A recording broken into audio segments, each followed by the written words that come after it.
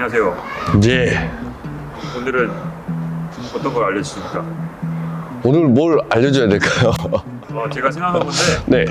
넘어차기 초보자분들한테 좀 알려줄 수 있을 만한 예. 팁? 근데 제가 알고 싶은 거는 넘어차기 어떤 공을 차야 되는지, 어떤 공을? 공을 차야 되는지, 네. 그리고 어디 위치에서 차는 게 조금 잘 들어가는지 그런 거를 좀 알고 싶어가지고. 그럼 좀 이제 간단하게 정리를 하면 넘어차기를 할 때 타점의 높이. 네. 그리고 이제 어디에서 어떻게 차야 어떤 구질이 나오는지. 그러니까 맞아요. 찍어차기 구질과 밀어차는 구질. 요거 관련해서 좀 설명을 해줄게요. 초보자분들이 네. 넘어차기만 하면 네트로 꽂아버리니까 네. 그런 부분들도 조금 팁을 알려주시면은. 초보분들이 좀 네트를 꽂는 이유는 의외로 간단해요. 뭐냐면, 자, 한번 먼저 보여줘 볼게요. 네네. 초보분들이 네트를 꽂는 진짜 이유는 거의 대부분이 이 이유가 많아요. 요겁니다, 요거. 자, 한번 봐볼게요. 혼자 연습을 할 때 이런 케이스들이 정말 많아요. 자, 공을 띄워놓고.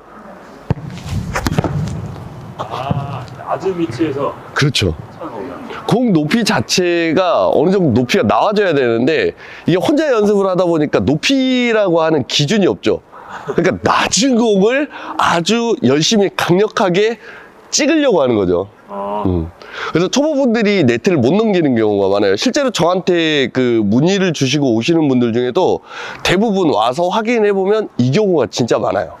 이렇게 찰 수밖에 없는 공이네요. 그죠. 그래서 네트를 넘어가는데 한정이 된다. 그래서 지금 혼자 독학하고 계시는 분들이 있으시다면 기본적으로 바운드 돼서 튀어오르는 공의 높이가 자기 얼굴보다 약간 높게 잡혀야 돼요. 이거는 이제 혼자 독학을 하고 있기 때문에 이 정도 높이를 잡는 거예요.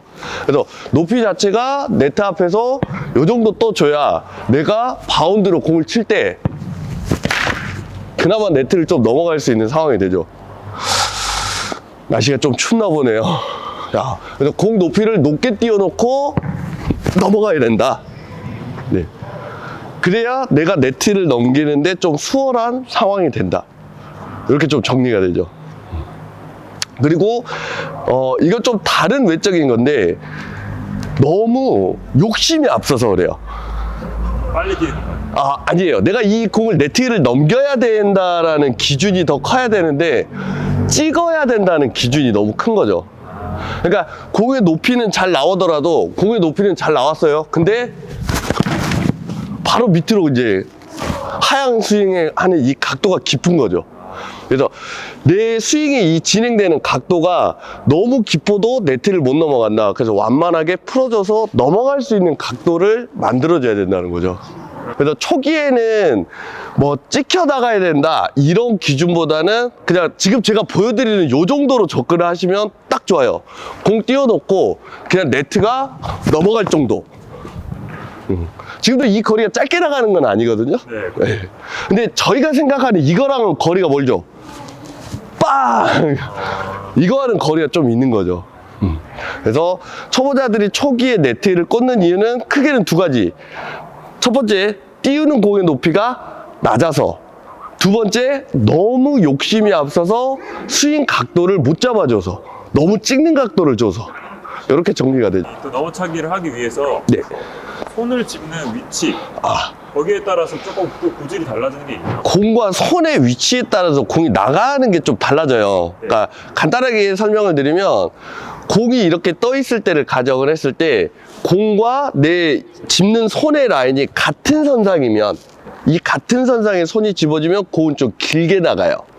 그리고 공보다 뒤쪽으로 손이 집어지게 되면 이 공은 밑으로 떨어지는 각도가 생겨요. 그래서 내가 공을 기준으로, 그러니까 이런 거죠. 공 바로 뒤에 손 집었을 때, 손 하나 뒤에 손을 집었을 때, 손 세 개째 손을 집었을 때, 공이 나가는 각도가 틀려져요. 그러니까 공이 떨어지는 위치에 따라서의 손 짚는 위치 말씀하시죠? 그쵸. 그래서 공이 떨어졌는데 내가 공과 손을 짚는 위치가 가까워진다라고 하면 공은 좀 멀리 나가게 되는 성향을 띠게 되고, 멀어지면 찍히는 구성을 가져요. 그러니까 이 양을 조절을 해야 되는 거죠. 근데 이제 혼자 독학하시는 분들은 이 양에 대한 조절을 못 하죠. 왜냐면 내가 이렇게 공이 떴을 때 여기서 손을 짚는 위치가 어디에 집어져 있는지를 순간적으로 캐치를 해낼 수가 없는 거죠.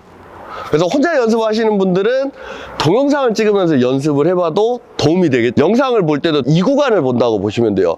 공이 떴을 때 내가 준비해가지고 손을 집었을 때 내가 공보다 뒤에 집어지는지 공 옆 라인에 집어지는지 이걸 체크를 해보는 거죠. 지금은 공하고 손 라인이 같은, 그러니까 공 쪽에 좀 가까운 위치에 손이 집어졌을 때는 어떻게 되는지 한번 보여드릴게요.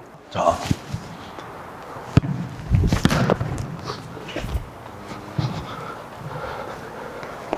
그리고 이번에는 공보다 손을 뒤쪽에 집었을 때예요. 자.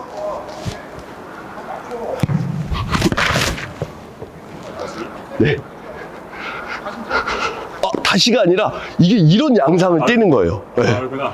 맞죠? 네. 그래서 내가 연습을 하면서는 뭘 신경 써야 되냐면 적절한 위치를 찾아야 되는 거죠. 그러니까 이 연습을 반복적으로 해보면서 결과적으로는 이제 이 값을 찾아야 되는 거죠. 공이 떴을 때 내가 네트를 편하게 넘길 수 있는 이 거리들, 높이들.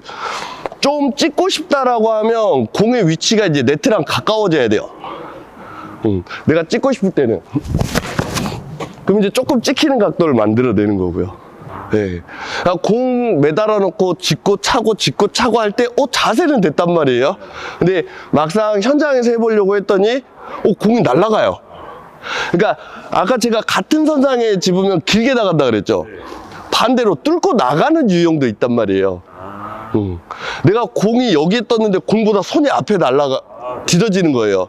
그러면 공은 위로 날아가요. 이렇게 날아가요. 그러니까 이런 분들은 내가 공을 차려고 할 때 막 밀고 들어가려고 하시는 분들도 있어요. 그러니까 정렬이 안 맞는 거죠, 정렬이. 결과적으로는 지금 제가 한 얘기는 뭐냐면 넘어차기를 할 때 정렬에 따라서 상황이 달라지는 거예요. 그래서 그 정렬의 위치가 공의 옆 라인이냐 공의 뒷 라인이냐 요거에 대한 이해를 해야 된다는 거죠. 정리하자면은 공의 높이랑 그쵸? 손 짚는 위치만 잘 잡으면은 당연하죠. 없는 거죠. 그럼요. 일단 기본적으로 알아야 되는 거는 저희가 넘어차기를 하기 위함이 왜 넘어차기를 할까요? 자, 넘어차기를 하는 이유. 넘어차기를 하는 이유는 네. 일단 저는 그냥 단순하게 생각해서 네. 찍고 싶었어요, 사실. 찍고 싶죠? 네. 자, 우리가 족구할 때 찍는 공은 낮은 공을 찍게 돼요? 높은 공을 치게 돼요? 공. 넘어차기를 하는 가장 원초적인 이유는 높은 공을 차려고 하는 거예요. 높은 공을 차려고. 근데 대부분 높은 공을 차려고 하기보다는 자세를 신경 쓰는 경우가 많죠. 그러면서 자기 자세가 낮은지 높은지 못 깨닫는 경우도 많고요. 마지막으로 네. 제가 넘어차기 고지를 보기 위해서 뒤에서 한번 찍겠습니다. 네.